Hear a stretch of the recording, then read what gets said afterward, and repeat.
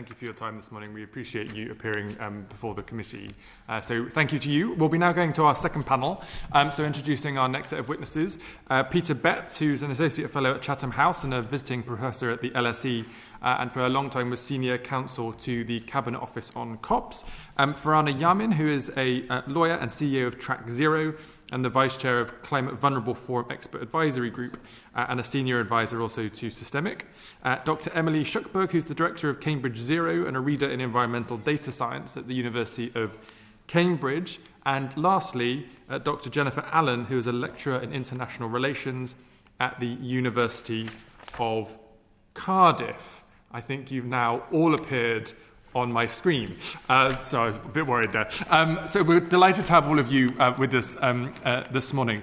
You just heard, hopefully, the last question from Mrs. O'Neill there about the 1.5 degrees, 2 degrees kind of landing zone and what that might look like for the world.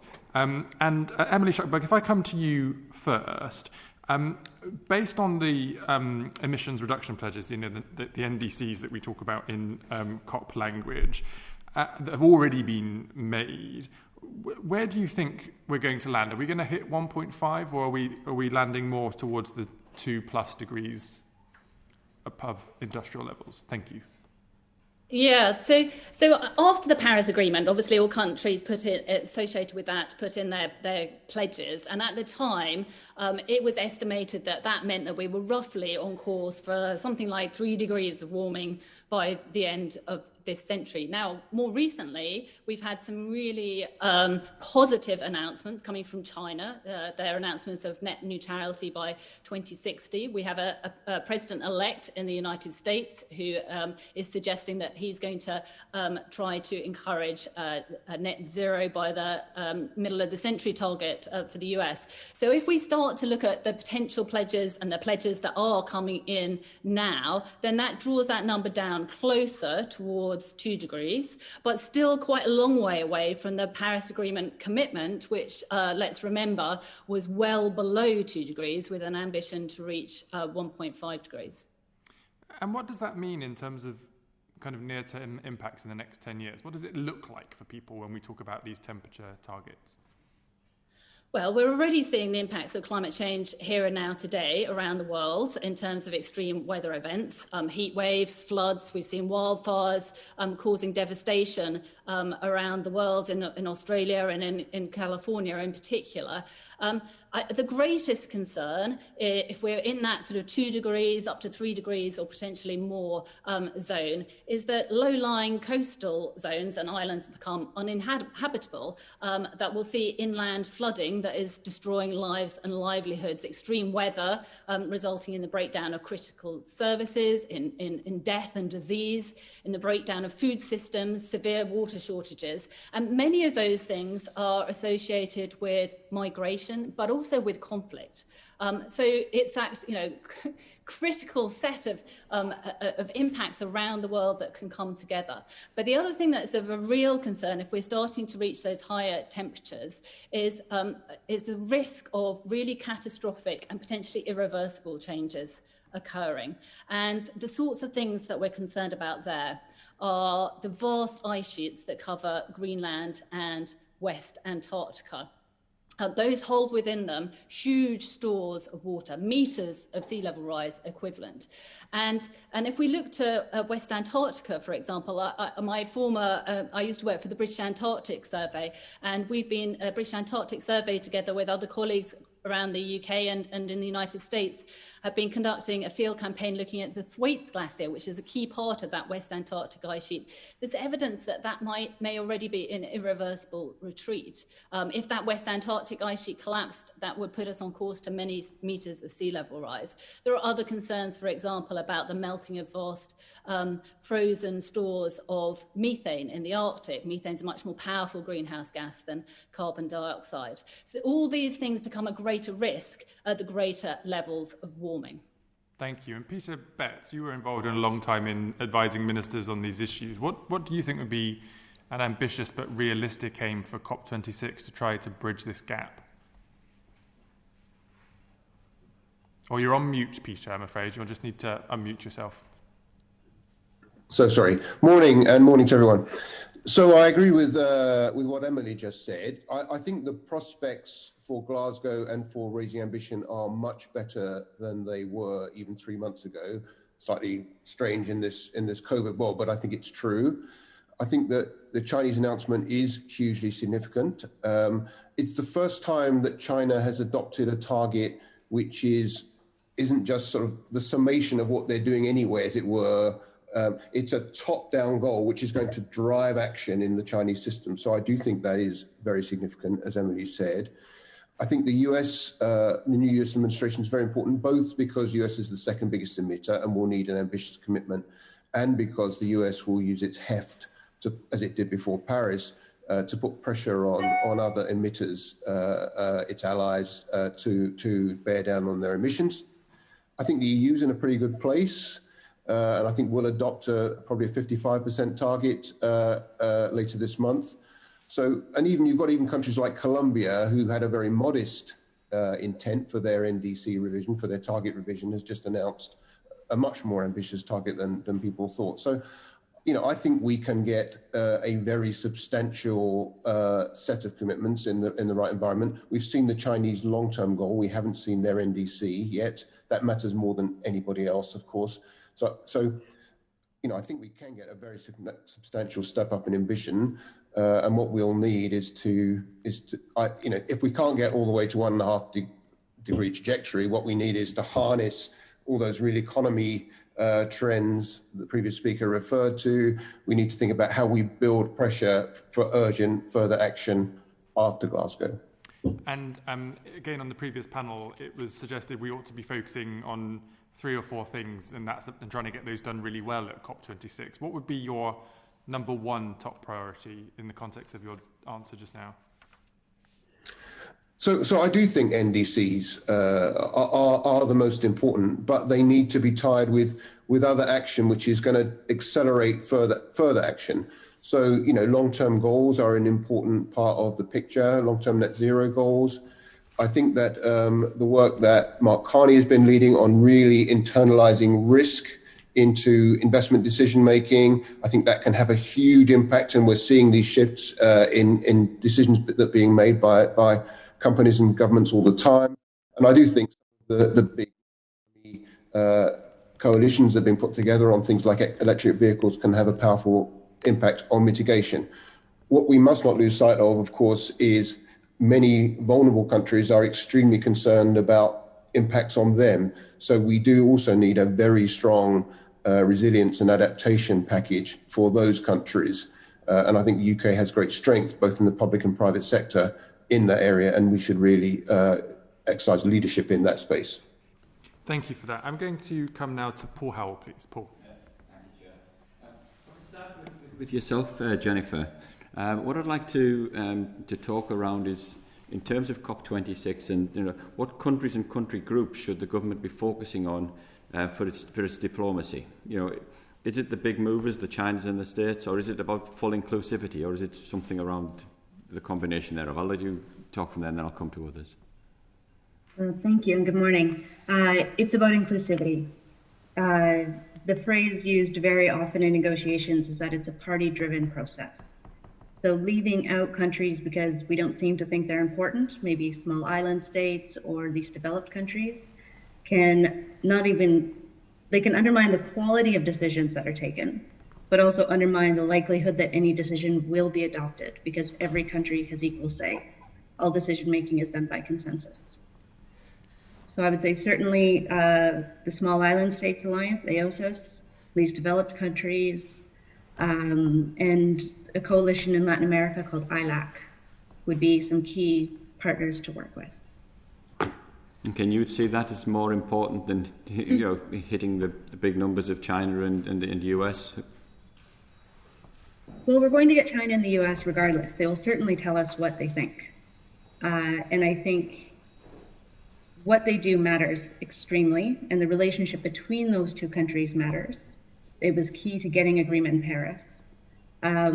But we can't forget those smaller countries. They use the media increasingly if they feel they're being left out. So we saw that in Chile, Madrid last year. They also have blocked decisions if they felt that they weren't ambitious enough, or if they were left out of the decision-making process. Okay. No, thanks for that. Can I just broaden the conversation and bring Farhana in for that as well, please? Yeah, thank you. And thank you for inviting me to this session. I worked very closely for a group of countries, 48 now in number, who represent 1 billion of the world's population, and they're called the Climate Vulnerable Forum. The Climate Vulnerable Forum was set up, actually with British support initially, in the run-up to COP15, which was back in 2009 in Copenhagen. That was the COP that collapsed. It was meant to adopt what was now the Paris Agreement. We had to wait, five more years to put the global negotiations back on track because there was such lack of consultation with the vulnerable countries. The 1.5 degree goal was put forward at the Copenhagen conference by over 100 countries, including the Climate Vulnerable Forum countries. And so it's actually 11 years to the day that almost that conference collapsed amongst acrimony. And one of the chief achievements of the vulnerable countries at Copenhagen was to reference the 1.5 degree goal in the Copenhagen Accord, the 2.5 pages that we managed to adopt then. And I'm saying this historically a little bit because I do see a real danger in some of the mistakes that we had learned from being repeated as we focus on the EU and China and the US, as we abandon, frankly, the concept that the COP president is, on the day that he or she is elected, an elected official representing every single party. And so the diplomacy, the ambition, the views, and the actual interests of all of those countries must be balanced and equally held. I'm also slightly appalled, I have to say, that the word realism is being used to deny the reality of where climate impacts already are, and that by 2030, we may already be breaching 1.5.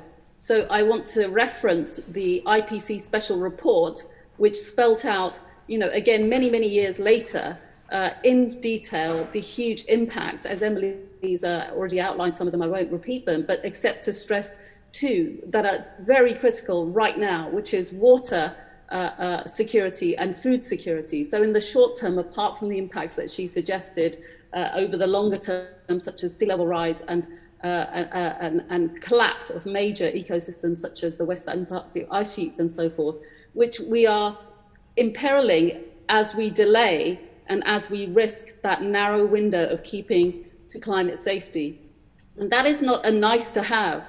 That is what I'm slightly concerned, that the committee and everyone watching and all of the MPs don't think that 1.5 is some nice to have. We are beyond that conversation.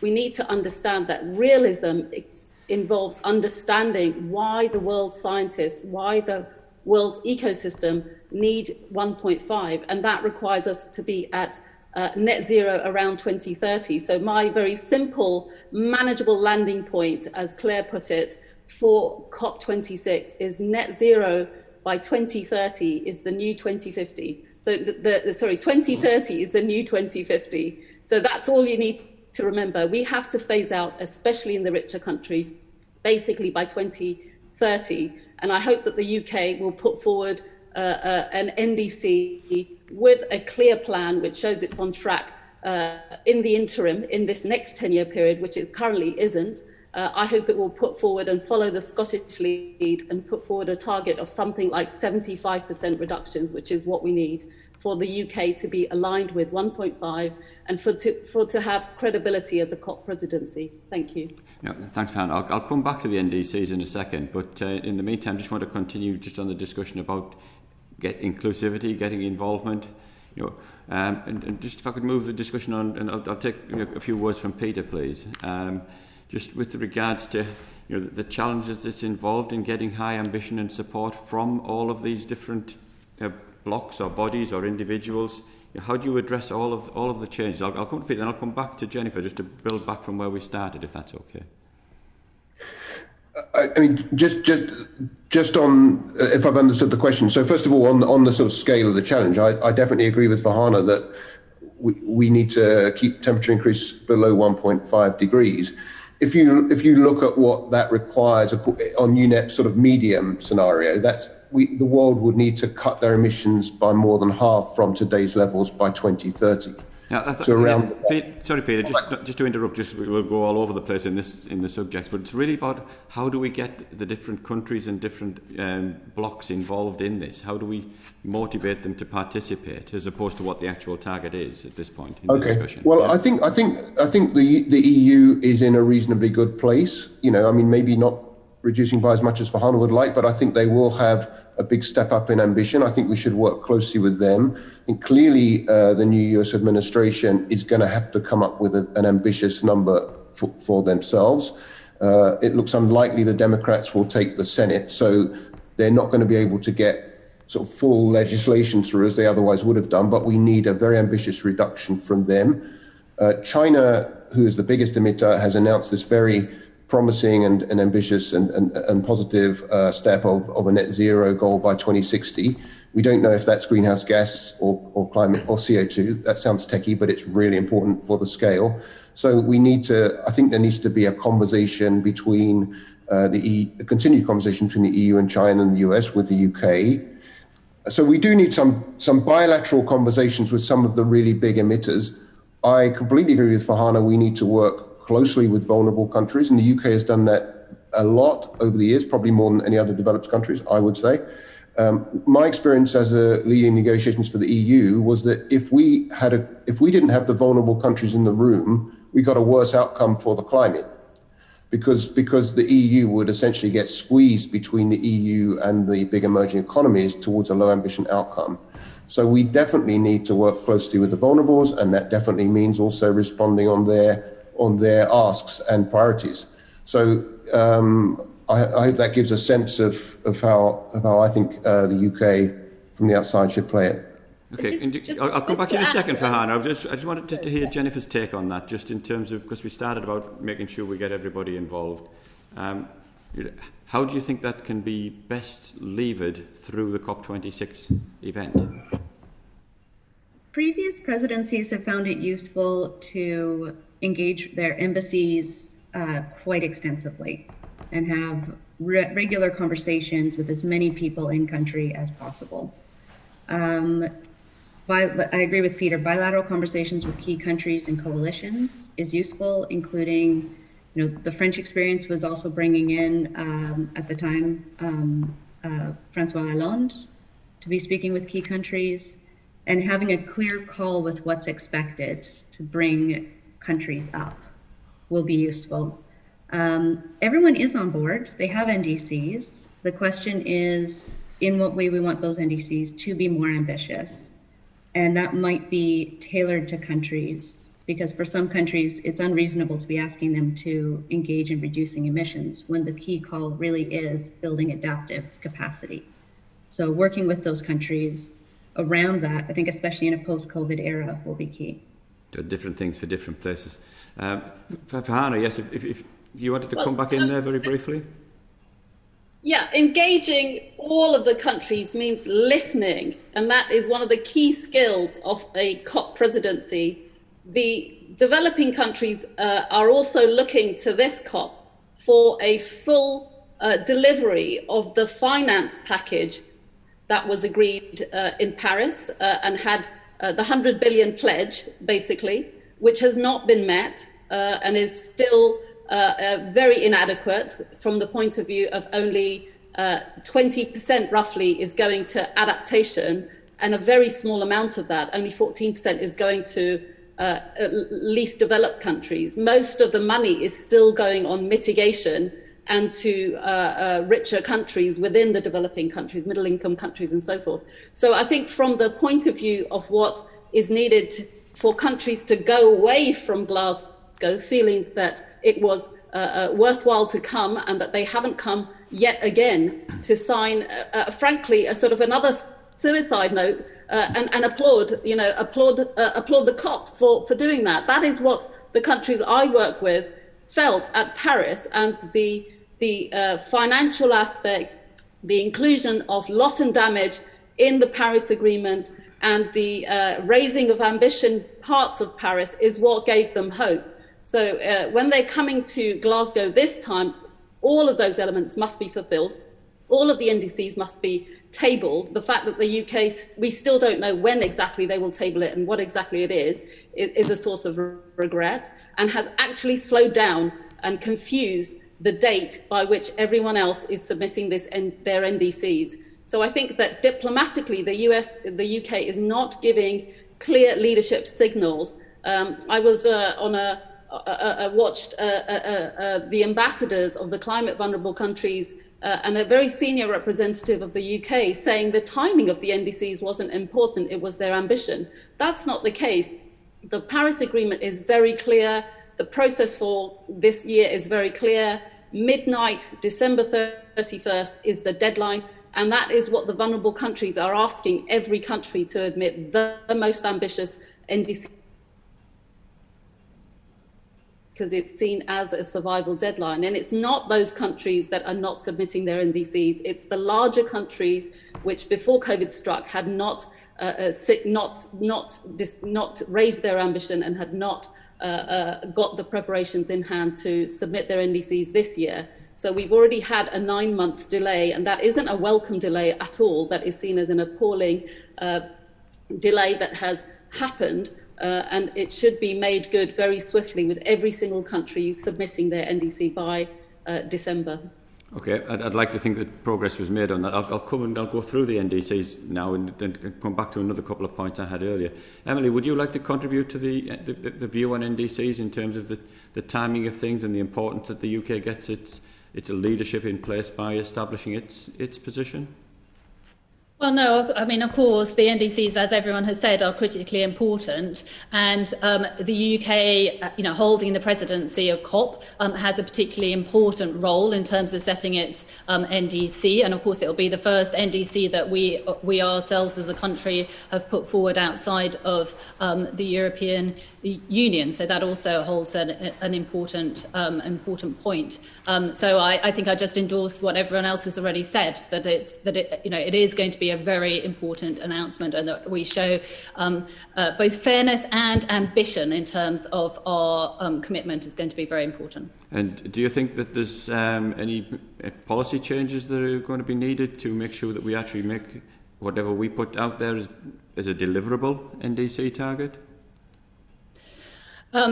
Well, I mean, we've recently heard the 10-point plan from the government, which obviously speaks significantly to that. I mean, actually, just today, Sorry, I apologise for interrupting. So is that enough, or do we need more? Yeah, so just today, the Prince of Wales Corporate Leaders Group, together with Cambridge Economics, put out a study where they had estimated that that 10-point plan would be consistent with reducing emissions by around about 59% by 2030 compared to 1990 levels. So nothing quite as ambitious as the levels that Farhana was indicating would be would be desired. And if our ambition is to keep temperatures at that 1.5 degrees level as a maximum warming, then the science really does say that we need to be reducing, as Peter said initially, we need to be halving our global emissions by 2030 over the next decade. And it really is beholden on the developed countries to contribute very significantly to that reduction. Yeah. Thanks for that. And just coming back round, in terms of the questions I started with, really, just in terms of countries' engagement and things, I would just like an observation, which I think is probably a fairly obvious one, as to the impact you think the change in the US president has made to the actual tone and of the whole COP26 agenda. Do you want to just continue, Emily, and then I'll just take quick comments from others? Well, I mean, the most important thing probably is that the current US president had said that the US was going to withdraw, or has withdrawn the US from the Paris Agreement. I think hopefully we'll see a reversal of that. And if the US can reposition itself in a leadership role in terms of encouraging not only its own ambition, but encouraging ambition of other countries around the world, then perhaps we might be seeing a turning point in terms of actually a global response to climate change. Thanks, Emily. And Farhana, if I could just finish off with yourself, but just throw another point in at the same time. Obviously we seem optimistic that the US is moving in the right direction in terms of that. But do you think that the UK is sending wrong messages by dropping the aid number from 0.7 to 0.5? Absolutely. That's one of the things I wanted to highlight, that while some, many good things were signalled in the Green Industrial Package, the 10-point plan, many other things in terms of money are sending the opposite signals, both on what the UK spends on domestically, going ahead with massive road building, only giving 12 billion, frankly, compared with the 30 billion and the 40 billion that the French and Germans have put forward in terms of a green recovery package. So I think our spending domestically is not on target. And the final sort of insult, frankly, to the credibility of the UK saying that they want to encourage a fulfillment of the Paris Pledge is for the UK itself to cut its 0.7 target, saying we cannot afford it at this point and we cannot justify it to the British people at this point in time. I really hope that Alok Sharma and that all of the MPs who were appalled by that decision reverse that in time for the COP when it convenes, and that we go back to being a world leader in terms of recognising that both COVID and climate chaos that is already locked in for 2030 is going to lead to hundreds of millions of people being in poverty, additional to what we were expecting. Thanks, Farhana. And Pete, I think you were asking if you could come in and maybe a comment as to, obviously the government has also said it's going to double its international climate finance and spend 11.6 billion between 21 and 25. As to what contribution that, the significance of that. Yeah. So I'd like to talk to that because I agree with Farhana, but maybe just on the US first, very briefly. Sure. So I think the US change of administration is hugely significant. Firstly, because the US will have a target, and so having the second biggest emitter having a target does, change the politics for other countries to show ambition. Secondly, because I think the US will put pressure on all of its allies, Japan, Canada, Australia, and others. I also think they will engage bilaterally at the highest level with Mr. Modi, as Kerry and Obama did before Paris. And I also think that it's not all about the COP. We have many global processes which can be driven much more effectively if you have the weight of the US behind you. If you want to reform the way the multilateral development banks or the IMF works and how it incorporates climate, if you want to have a global process on countries thinking about green recovery and embedding that in their recovery programs when they come, thinking about debt for developing countries, you need the US on side. China is by far the biggest creditor country, and they charge near commercial rates of interest, and they don't by and large do debt cancellation. So we need to try and further drive that conversation up, in my view, and I think the US makes that much more possible. On finance, I do think reducing the 0.7 to 0.5 is a really bad signal and will weaken the UK's authority at this time. I think that the UK has been strong in this area. We have not just spent the 0.7, but we have prioritised adaptation. We have prioritised the poorest. We have had a much higher proportion of grant than others. And we're in a position where it looks likely that developed countries collectively, as Farhana said, will miss the 100 billion. And we are in the business of banging the table to get other donors to do more. This is not a good signal, and it also is a bad signal to our allies in the vulnerable countries. So, I think, reversing or at least limiting to 1 year, I think anything the committee can do to sort of bring that to Minister's attention would be very valuable. Okay, I think also it would be quite interesting if, we look at, we've dropped from 0.7 to 0.5, but if everybody was at 0.5, we'd all be in a better place. and we start with the big numbers. I'm really getting pressed on time, and I know Emily had put her hand up, Chair, so I'll take a final comment from Emily, and then I'll move it back to yourself.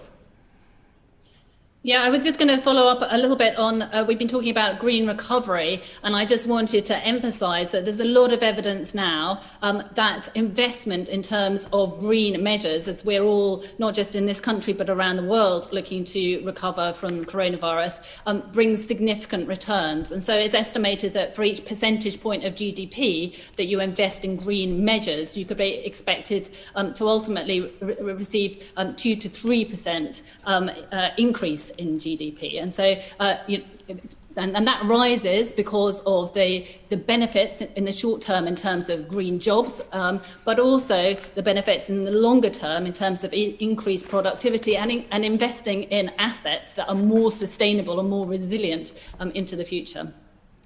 Thanks, everybody. Thank you for that. I'm going to come to Mark Pawsey now, please. Mark. Thank you, Chairman. And Emily's remarks lead on to the issue I want to talk about, which is COVID and the impact of that and the green recovery. We know that, COVID has delayed COP26. It's gone back a year. And we know in the past 12 months, emissions haven't increased at the rate they might have done as a consequence of COVID. Can somebody, perhaps Jennifer, just confirm to us the position we find ourselves in? World Meteorological Organization have said that emissions have continued to grow to a record high, but they're less high than they might otherwise have been. Can you just tell us what the impact of COVID has been before we look at the measures to deal with it? In terms of emissions, we've seen a blip where they go down, and then, as you would expect, perhaps as lockdown measures ease, they go back up. Ultimately, the reduction in emissions won't make a big difference because they're not structural emissions. You can imagine it's like every day is a weekend, essentially. So it's about 15% reduction, which shows just how much of our emissions are actually locked into the system. Even when we're all at home, we're still emitting 85%. And is that worldwide, or how does the UK compare? I believe those are UK, but actually Emily is probably in a much better position on this than I am. Okay, Emily, how have our emissions compared over the last 9 months compared to the rest of the world? So I don't have the exact figures, I'm afraid. I think the 15% that Jen mentioned is probably the largest reduction we saw at any point in terms of those global emissions. My understanding is more likely the year will end up with something like 7% reduction in terms of global emissions. And I think there are two really important things to recognise there. The first is that that's emissions, and what the climate responds to is concentrations of carbon dioxide and other greenhouse gases. And our concentrations of carbon dioxide are edging up towards 415 parts per million for this year. And that is just vastly outside the range that we've seen in the historic past. You have to go back 3 to 5 million years at least to find carbon dioxide levels as high as that.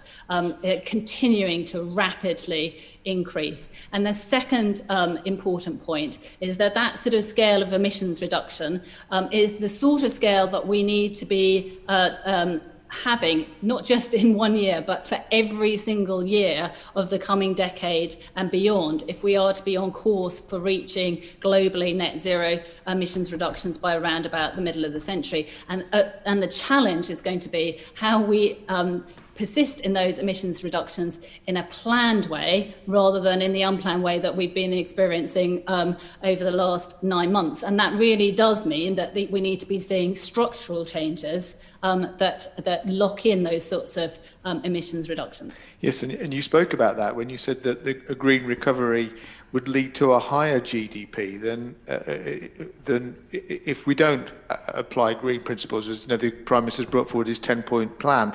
So just flesh out for us why a green recovery. I mean, we can increase economic activity by digging holes in the ground and filling them up again. Why should a green recovery entailing changing the way we do things necessarily bring about the increased economic activity and increased GDP?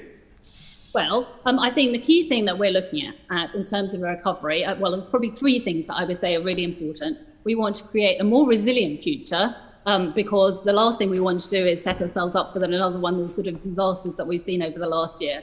We want to create a more sustainable future, and actually also a more inclusive future as well. And together, green recovery measures can support each of those different elements. So we know that currently, not just in this country but around the world, there is the first impacts that we're really seeing affecting people's lives are the impact on jobs. And if we're wanting to look to how to set up an economy that's fit for the coming decades, then we want to be investing in those jobs that are going to be fit for the coming decades. And it's very clear that the trajectory that we are on, where the real opportunities are in terms of green jobs. I come from the University of Cambridge, and there is, around the university, there is huge, exciting research going on in all the green technologies of the future, whether that's in terms of battery storage technologies, whether it's in terms of looking at new construction materials to replace concrete and steel with more natural construction materials, whether it's looking at new forms of clean transport. There's a big program here looking at how we can deliver carbon zero aviation, for example. There are huge, exciting opportunities, and that's where the jobs of the future are going to be. So if we can invest now, not just in the jobs, but also in the skills and training to support those jobs, then that's where we'll see those long-term benefits. Okay, and you've referred to manufacturing, but we have a very service-based economy. How can we make our service-based economy greener? And how will that help? Well, part of that is about creating a more circular economy. It's about, the very common sense thing of if you just waste less, then that's, just a common sense good thing to do. That is feeding into our creating a more sustainable economy at the same time. The other thing that I think is really important and probably was somewhat less addressed in the 10-point plan than the straight technological side of things. The other aspect that's really important is looking to support nature. That's another area where we could be investing in significant new jobs, in perhaps supporting a new national nature service, for example. One of the things that I think that many people have really appreciated over the last 9 months is the benefits of being able to experience our natural world, going out into green spaces and actually being able to benefit from nature in that sense. But nature itself can be deployed to help tackle the climate challenge. And it can be, we can look to be restoring our peatlands, for example, which can either be, if not treated well, a source of carbon emissions. But if we look to restore them, they can be actually acting as a sink of carbon emissions and helping us reach those carbon targets. And Peter, if I might turn to you, what's your view of the measures that the government has announced to build a recovery post-COVID? And are the objectives that the government set sufficiently in line with climate ambitions? And how do we sit in relation to other countries in the world? Is our ambition to use COVID as an opportunity greater than other areas, or are there other countries that are moving faster than we are? If I may, could I just say a few words about what this means internationally first, and then come to the UK? Of course. So what matters more than anybody than what we do is what the emerging economies do, of course, as others have noted. And increasingly, we have a development path that's available for countries which is low carbon, which is not more expensive. Renewable energy is increasingly cheaper than fossil fuels. Electric vehicles will soon be cheaper. So we're not asking countries to do something that is against their interest. There are often major sort of political economy and other barriers to moving in that direction. The second thing is that lots of countries around the world are thinking about stimulus packages anyway for sort of macro reasons. I'm not an economist either, but we need to get the economies rebooted. There has been a lot of stimulus, a lot of spending so far. A lot of it has rightly been on health, on propping up incomes and so on. But as we move out of the crisis, then there is a focus on how do we reboot the economy. And I completely agree with Emily that how that money is spent is hugely significant. And if countries essentially go back into the high carbon economy, they're going to lock themselves into stranded assets. And we have to try and have that argument and win that argument with them. So, I think the analysis has been done. I think Vivid Economics did some analysis that suggested that most stimulus packages so far have not been very green globally. Europe, I think Germany, France, the UK, the EU were a bit of an exception. They weren't wholly green, but they were more green than neutral, as it were. So I think we have done a little bit better, but I do think, there's a lot further to go, and we need to try to persuade some of the big countries internationally. China, I'm not demonizing China, they're a very big economy, but they are building new coal, and they're building it at home and abroad, and we need to try to build the case as to why they should, build other kinds of infrastructure. I mean, they will manufacture it anyway, whether it's coal plants or whether it's renewable energy, it will be manufactured in China. So it's at least as much a political economy choice for them as a straight commercial economic choice.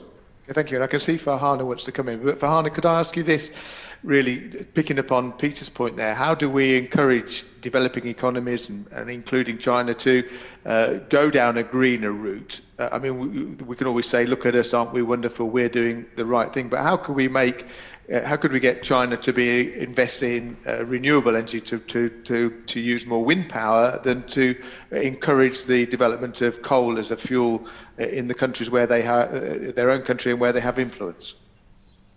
I think the short answer is by example. When we stop subsidizing fossil fuels, when we absolutely raise the share of renewables to its very maximum, when we put more into the green recovery part of the stimulus package than not, then others will follow. You don't have to worry about. We're doing that, aren't we? And the evidence is that others aren't following. Say what is not happening, and Peter and Emily hinted at that, but let me be more blunt.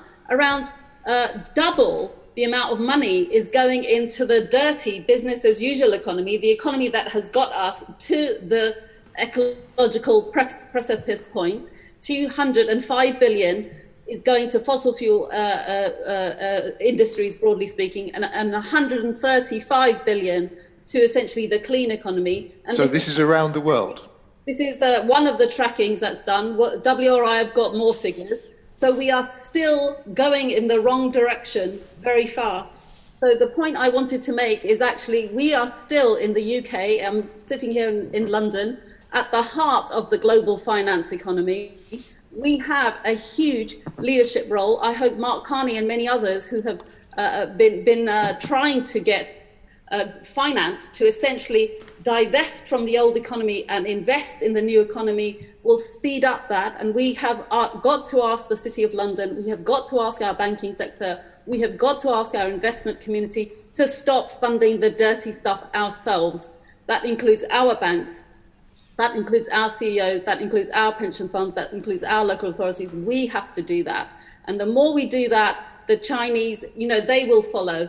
They are looking more at what we do rather than, diplomatic efforts. And that signal that the end of the fossil economy is actually happened is the most important thing that we can do after Paris. Paris sent that signal that this is what we were going to do. We have to send that signal that we've done it and that the tide has turned in finance, in investment, in our pension funds, all of our money, follow the money, and we've got to do that as well. And I'm afraid that the UK spending round this week has not shown that. It has not shown a real understanding, and this is where I feel that the government needs a sort of cross-party approach to this. That's also one of the strengths of the UK, why the UK is why the Climate Change Act of 2008 happened, is this intense cross-party collaboration. We should get in everyone to come and give their time, give their talent. Gordon Brown,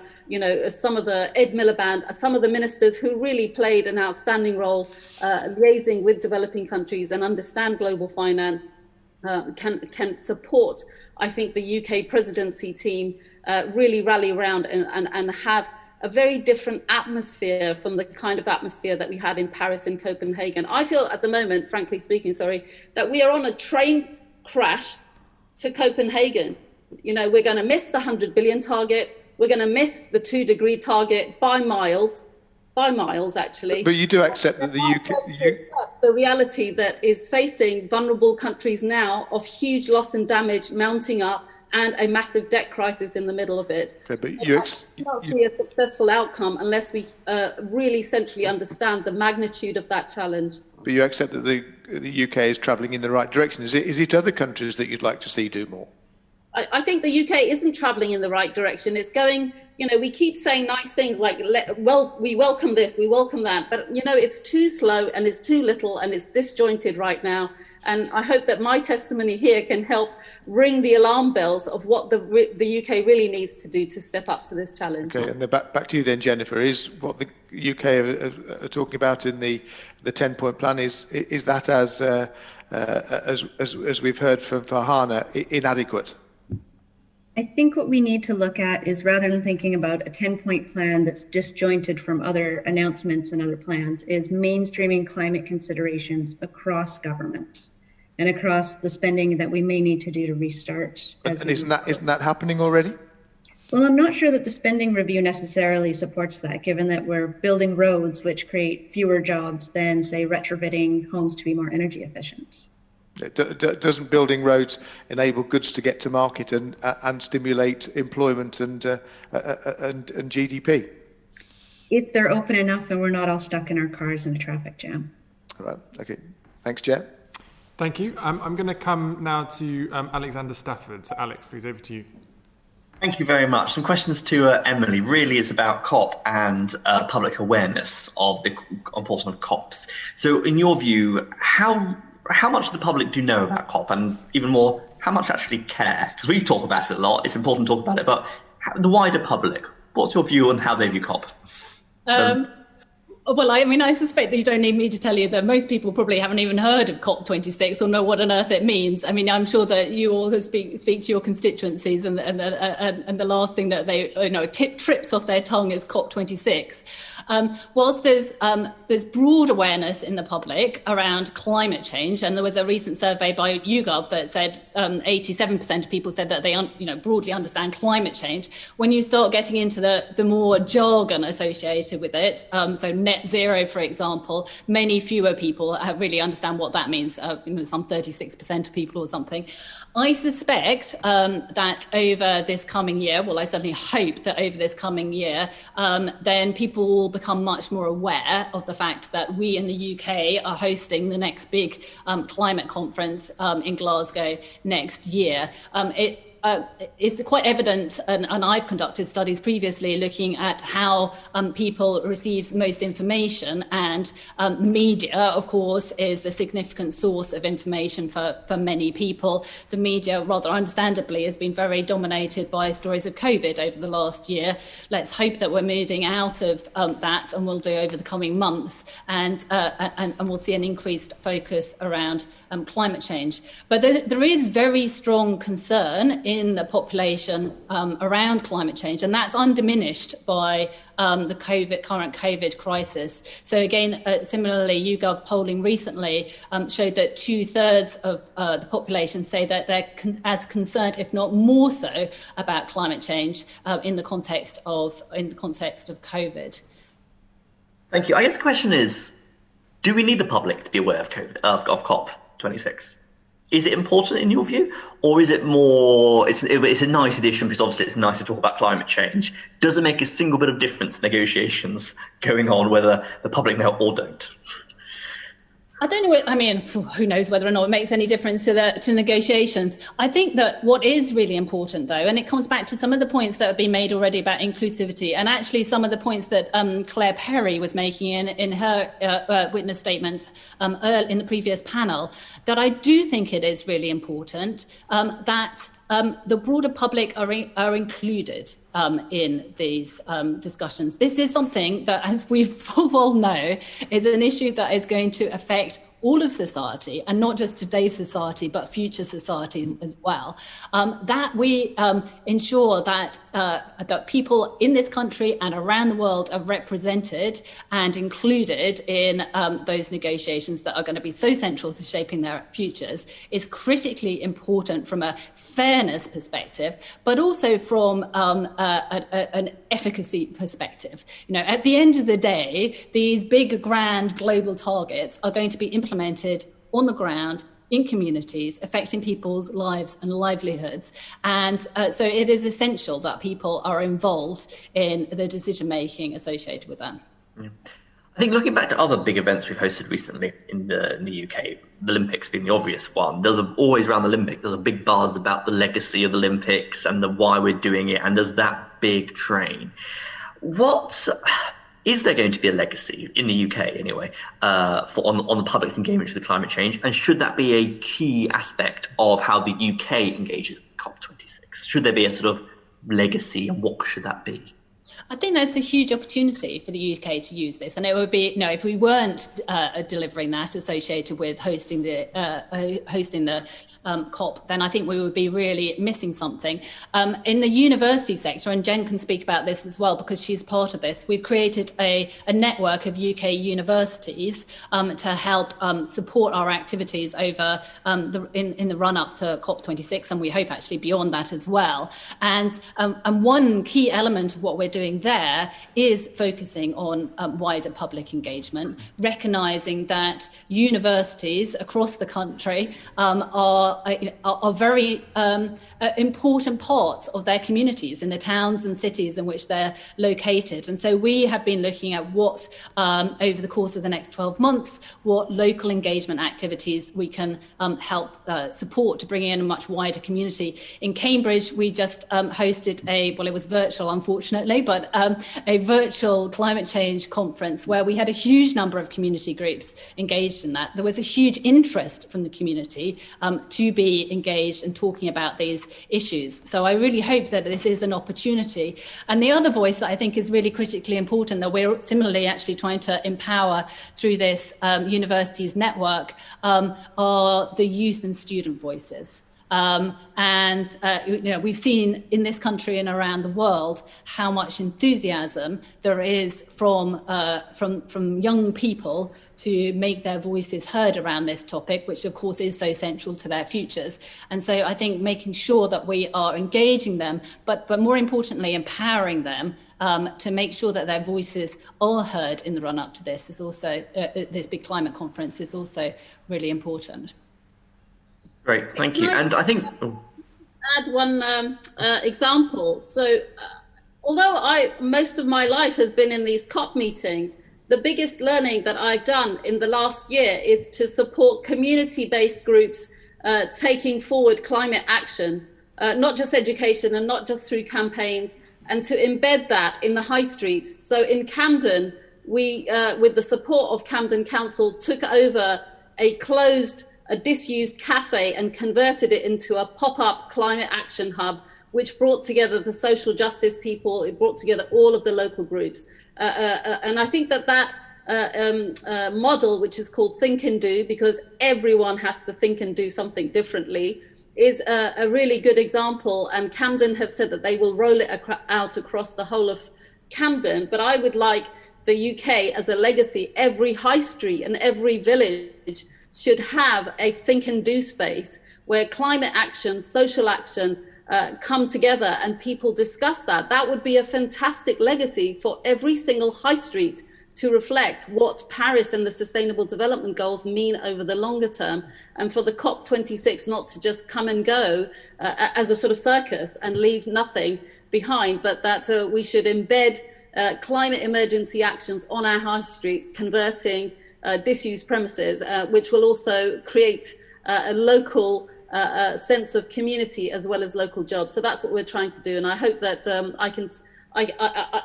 we're working on that at the moment, and it's something that would be exciting for the COP26 presidency team to talk about. Thank you. And just one last really question, I guess, to Emily probably about this, is about government. Over the last year or so, the government's had to communicate a lot more than probably ever any other time about COVID and complex missions and what we're doing and all that stuff. What lessons can we learn from the COVID crisis? Can we put to the climate crisis about communicating with the public and making sure messages are known and understood? Well, I mean, a common aspect is that, both with regard to COVID and with regard to climate change, then, there is a need to communicate quite complex scientific information. So to the extent that there are lessons that can be learned around that, then that's very important. I think one of the key aspects that we've learned over the course of the last 9 months, nine or more months even now, is the importance of transparency, of being really open with all the information and statistics. So that's clearly critical. But I think actually it mostly comes back to the last question that we just spoke about. One of the things that I think has been a key lesson from the last 9 months is the importance of communicating in ways that are relevant to particular communities.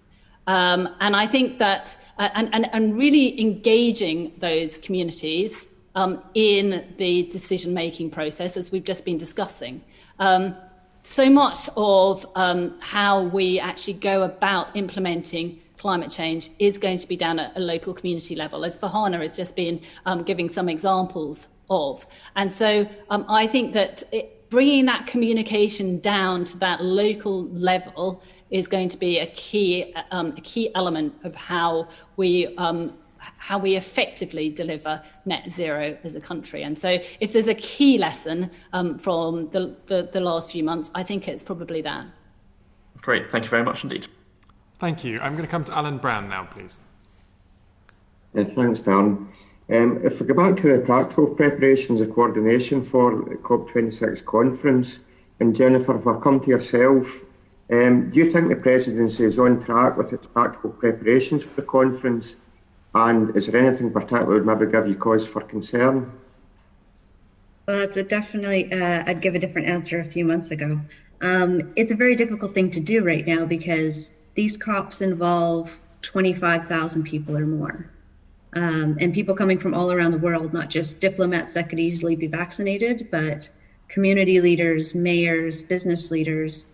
And so in less than a year's time to invite that sort of number to Glasgow, I think will be very difficult, even with vaccines. So I know that the presidency is in conversations with the Secretariat. There are also think tanks that are doing analyses of various online meetings held at UN bodies to sort of get lessons learned. But I think what we need soon is clarity on how the meetings will be scaled back, who will be invited, and how to ensure that inclusivity, given that fewer people will be coming to Glasgow than originally anticipated. And if we take a step back, pre-COVID, do you think the presidency had been on track to be able to put in place a successful COP had it been held in the planned timescale, without the events that happened? I think all the contracts were in place. The venues were secured. There was, it does feel like a long time ago. If I remember correctly, there were conversations about how much of the venues could be used for the COP versus profiling some of the UK and Scotland's activities. But I think, on a very practical level, a lot of logistics were in place. If this is something that the UN does very well, it's the traveling show that is COP. Okay, and if you look at the kind of bigger coordination and diplomacy type picture, from your observations, do you think the government is coordinating effectively with its presidency partner Italy and with the devolved administrations and perhaps Whitehall, obviously with some scathing observations from Claire O'Neill, but wondering if you can give a perspective from looking at it with your view of international relations? I've actually never seen an arrangement like the UK has with Italy before. So this idea of co-hosting is a bit unique. Usually one country will do a pre-COP and then the other country will do the COP. And those are coordinated but relatively separate. So this is a bit unique. It seems like there's regular conversations happening, and that's useful. It's a bit unclear, though, what exactly Italy will be bringing beyond the pre-meeting. I can say from my position in Wales that the Welsh government would like to have a little more regular conversations about the COP with the UK government. Okay, and any suggestions what effective coordination would look like, particularly with the partner presidency, Italy? I think it will depend a lot on when we can actually have meetings. So there's always a subsidiary body meeting that happens 6 months before COP. And that's very important to move issues forward. And that hasn't happened yet this year either. So the pre-COP is very important to coordinate with Italy, because that's when ministers kind of pre-discuss a lot of the issues, and it can really help lay the groundwork for a successful COP. So I think regular communication and a very clear set of shared 2, 3, 4 asks of ministers to bring them on board with a small set of important issues will be important with Italy. Okay. It's been suggested the UK might publish their nationally determined contribution on December 12th. How important is that as a building block going forward? It's vital. I mean, if there's one thing that a presidency needs is credibility. No party will publicly say anything against the COP president, but as Peter said, I think earlier, our job as COP president is to be banging on the table to get countries to do more. And we can only do that if we've done it ourselves. Okay, thanks. I'm conscious of time. I've directed these questions to Jennifer. Does anybody else feel an urge to comment on that?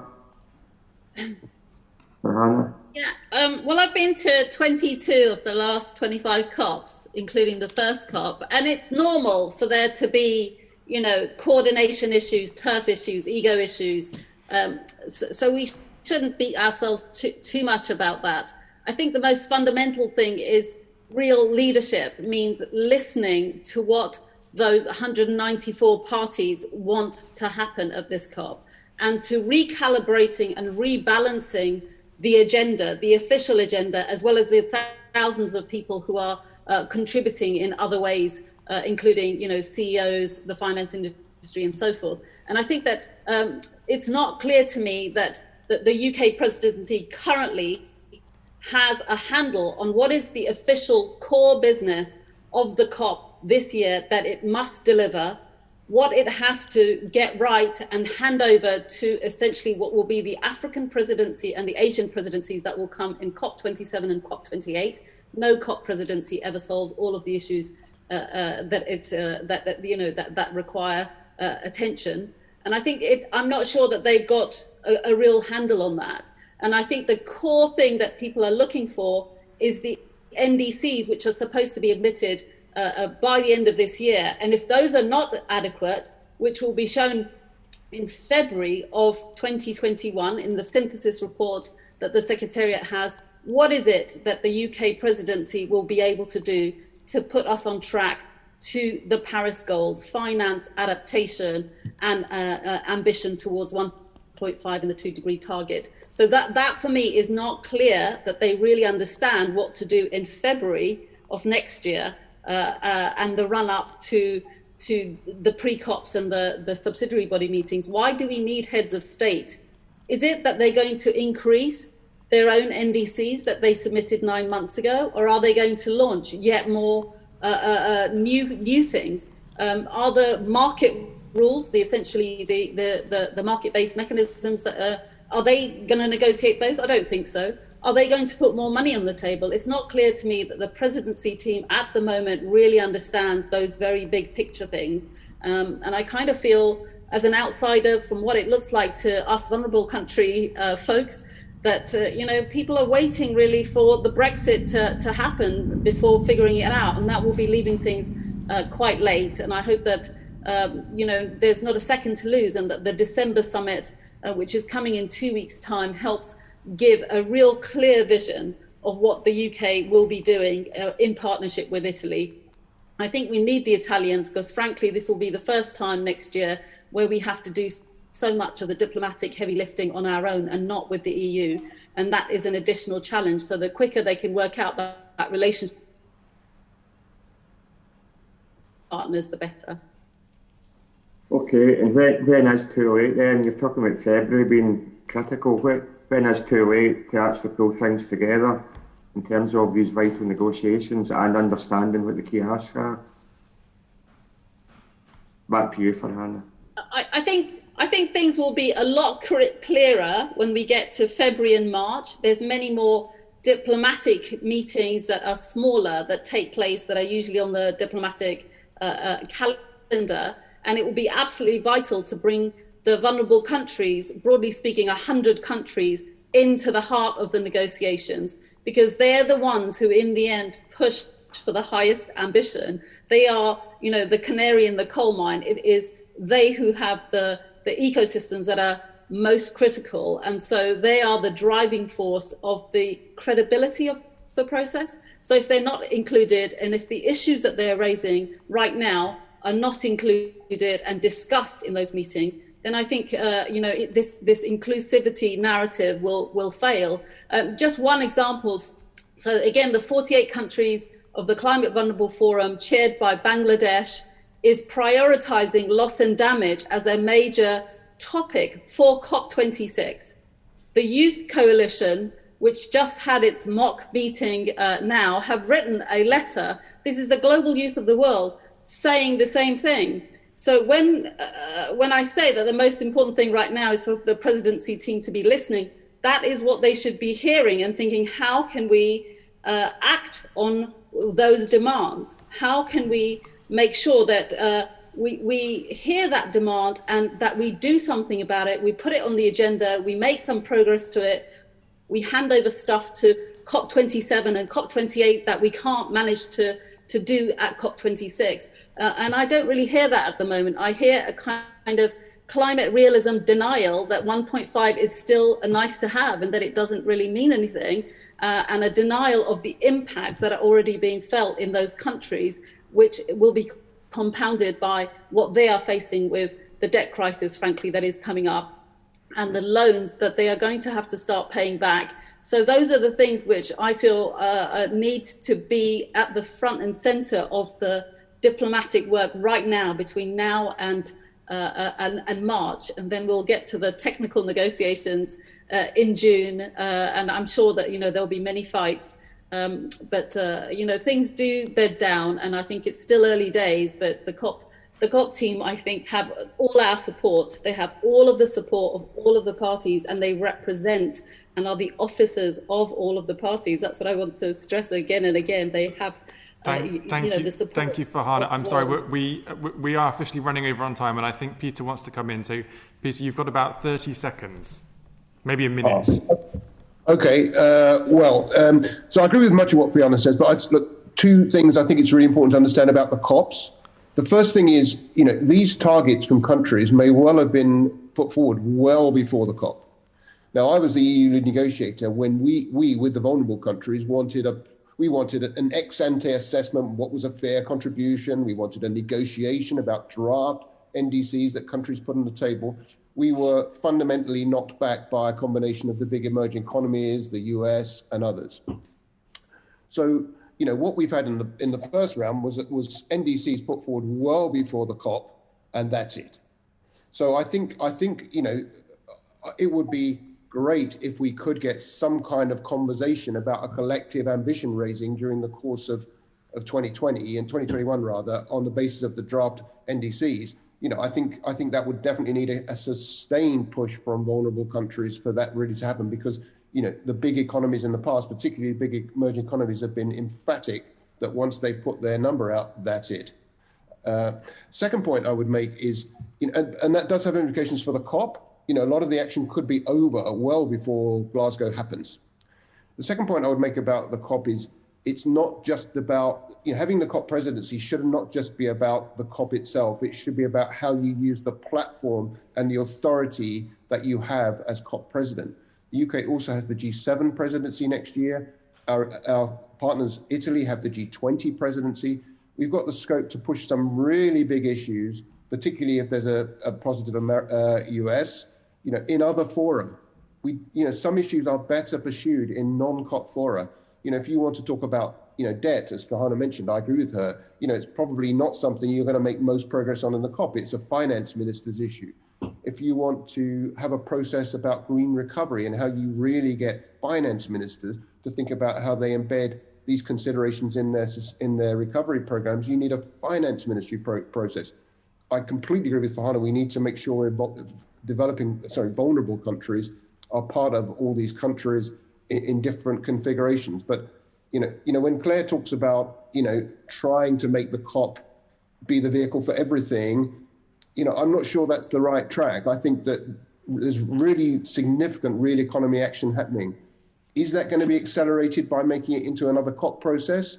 You can acknowledge it, you can celebrate it in the COP, but thinking of how you might practically help it and reinforce that action through the COP is an open conversation. I personally would be open to ideas on how you could actually do it in a way that wasn't going to tie it in red tape and bureaucracy. But anyway, just that point, and I think this is also important for the public engagement point. A lot of those big decisions might have been taken well before the COP, so we need to think about how we engage the public around those decisions as well, not just that COP meeting. Well, thank you for that, Peter. This committee is going to be scrutinising the COP process over the next year, so there'll be plenty more opportunities for us to speak on these issues as details emerge and we get closer to the COP conference at the end of 2021. So, as I say, we ran over a little, so thank you for bearing with us. Thank you to Peter Betts, to Farhana Yamin, to Dr. Emily Schuckberg and to Jennifer Allen for your contributions this morning. Thank you to